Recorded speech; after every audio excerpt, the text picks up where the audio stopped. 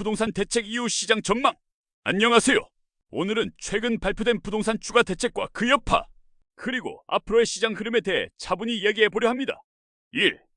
연이은 대책, 그리고 정부의 의도. 최근 한 달 사이에 추가적인 부동산 대책이 다시 나왔습니다.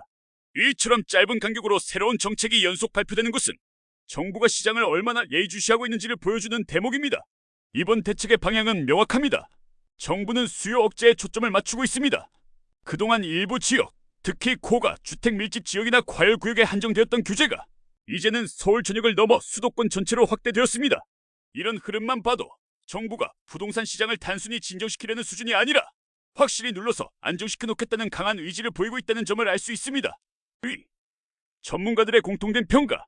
많은 전문가들은 이번 대책에 대해 이렇게 평가합니다. 단기적인 시장 안정은 가능하지만 근본적인 구조적 문제는 여전히 남는다. 즉, 이번 정책이 일시적인 거래 위축이나 가격 안정에는 도움이 될 수 있으나 장기적으로 시장의 체질을 바꾸거나 근본적인 공급 불균형을 해소하기는 어렵다는 뜻이죠. 정부의 대책은 여전히 수요를 제한하는 데 집중되어 있습니다. 대출 규제 강화, 세제 강화, 그리고 거래 제한 조치 등이 그 핵심입니다. 이로 인해 시장의 구매력은 약해지고 동시에 지금은 사면 손해본다는 인식이 확산되며 구매 의지도 약화되고 있습니다. 결국 정부가 이번 정책을 통해 하고자 한 것은 구매 여력과 매수 심리 두 축을 동시에 억누르는 것입니다. 3. 현금 부재 착시 효과. 일각에서는 현금이 많은 사람들에게는 오히려 기회다라는 말이 나옵니다. 대출을 막으면 결국 현금이 있는 사람만 움직일 수 있으니까요. 하지만 이 논리에는 중요한 맹점이 있습니다. 집을 사서 이익을 보려면 결국 그보다 더 높은 가격에 사줄 다음 사람이 필요합니다. 그런데 수요가 전반적으로 억제된 시장에서는 그 다음 구매자가 나타날 가능성이 매우 낮습니다. 결국 현금이 많은 사람이라도 실거주 목적이 아니라 시세차익 목적이라면 이 시점에 집을 사는 것이 꼭 유리하다고 보긴 어렵습니다. 단기적으로는 안정이 되더라도 시장이 전반적으로 식어버리면 상승 여력은 거의 없기 때문이죠. 4. 넓어진 규제 지역과 그 영향. 이번 정책의 또 다른 특징은 규제 지역의 대폭 확대입니다. 서울은 물론 경기권까지 광범위하게 지정되었습니다. 이전에는 특정 지역이 규제되면 수요가 상대적으로 규제가 약한 인근 지역으로 옮겨가는 이른바 풍선 효과가 나타나곤 했습니다. 정부는 바로 이 현상을 차단하기 위해 규제 지역을 한꺼번에 묶어버린 것으로 보입니다. 즉, 더 이상 피할 곳이 없게 만든 셈이죠. 물론 일부 전문가들은 이렇게 넓은 규제가 거래 자체를 얼어붙게 만들어 오히려 나중에 규제가 풀릴 때 리바운드 현상을 일으킬 수도 있다고 지적합니다. 하지만 이 역시 규제가 해제될 전제가 있어야 가능한 이야기입니다. 지금처럼 정부가 강한 의지를 보이는 상황에서는 정권 임기 내 규제를 푸는 일은 사실상 어려울 것으로 보입니다. 5. 전세대출 DSR 논란의 실체. 이번 대책에서 또 한 가지 논란이 된 부분은 전세대출 DSR 총부채원리금 상환 비율 적용입니다. 일부 전문가들은 이 조치가 전세시장을 왜곡시키고 결국 매매시장까지 자극할 수 있다고 우려하지만 그 가능성은 제한적입니다. 왜냐하면 이번 DSR 적용은 전면 차단이 아니라 일부 대출자에게만 제한적으로 적용되기 때문입니다. 그리고 전세대출을 받는 사람 입장에서는 당장 주거를 해결하는 것이 더 급하기 때문에 매매로 전환하기보다는 전세를 유지하는 쪽을 선택하게 됩니다. 즉, 전세대출 규제가 일부 세입자의 선택에 영향을 줄 수는 있어도 그 자체가 매매시장 전체를 흔드는 수준의 변수는 아니라는 것이죠. 6. 공급 부재. 이번 정책의 아쉬운 점. 대부분의 전문가들이 공통으로 지적하는 약점은 공급 대책의 부재입니다. 이번 정부는 수요 억제에 초점을 맞췄지만 공급 확충에 대한 명확한 로드맵은 내놓지 않았습니다. 물론 지금 시점에서 공급 확대를 선언한다 해도 실제 효과는 수년 뒤에나 나타납니다. 새로운 주택이 완공되어 시장에 공급되기까지는 통상 5년 이상이 걸리기 때문이죠. 그럼에도 불구하고 심리적인 안정 효과를 위해서라도 공급 계획을 병행했더라면 좋았을 것입니다. 일반인들은 집값이 오르는 이유를 복잡하게 분석하지 않습니다.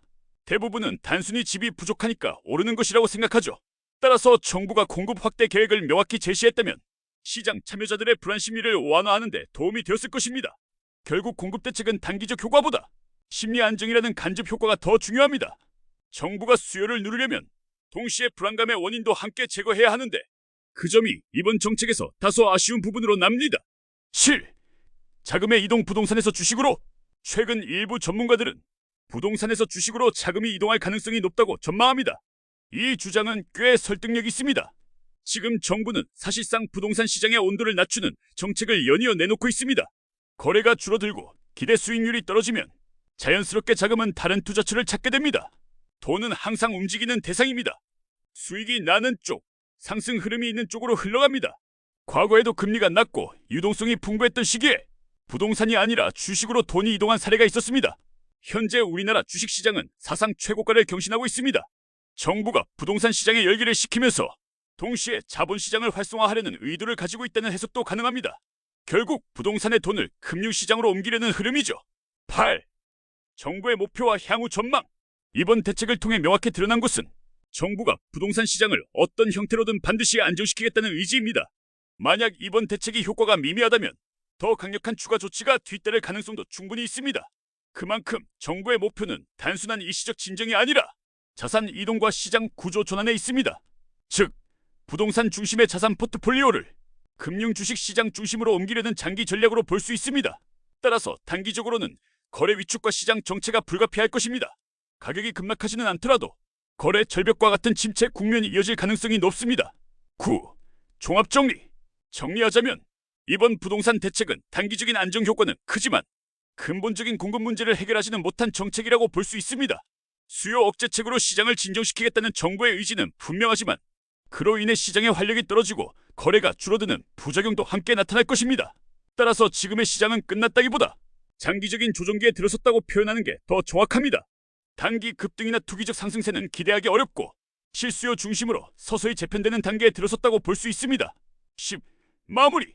이번 대책은 내용도 강력하지만 무엇보다 빠른 발표 속도에서 정부의 결단이 느껴집니다. 문재인 정부 당시의 부동산 대책과 비슷한 점이 많다는 평가도 있지만 이번에는 더 체계적이고 일관된 방향성을 유지하려는 의지가 보입니다. 시장에는 여러 해석이 존재하겠지만 지금 우리가 기억해야 할 핵심은 하나입니다. 부동산 시장은 지금 단기 이익을 노리는 투기판이 아니라 장기 안정을 목표로 재편되는 중이다. 앞으로도 이 흐름이 어떻게 이어질지 차분히 지켜보는 시기가 필요할 것 같습니다. 오늘 영상은 여기까지입니다. 시청해주셔서 감사합니다.